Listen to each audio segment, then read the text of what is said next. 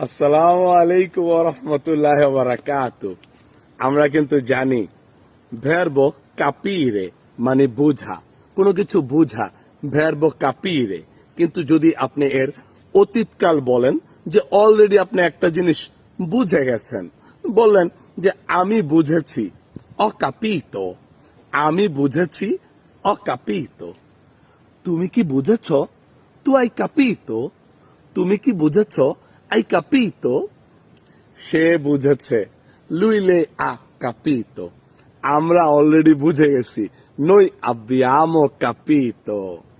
তোমরা কি বুঝেছ? বই আভেতে কাপিতো। তারা অলরেডি বুঝে গেছে, লোরো আন্নো কাপিতো। তো সবচেয়ে বেশি ব্যবহার হয় আমি বুঝেছি, অকাপিতো। না, আমি এখনো বুঝি নাই, নন অকাপিতো। তাহলে সবচেয়ে বেশি এই দুইটা কিন্তু ওয়ার্ড ব্যবহার হয়, আমি বুঝেছি, অকাপিতো। আর যদি আপনার না বোঝেন, বলি মি স্কুজি, নন অকাপিতো।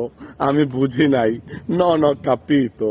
দয়া করে আবার বলবেন, per favore puoi ripetere, per favore puoi ripetere। তাহলে চমৎকার জিনিস কিন্তু শিখে গেলেন।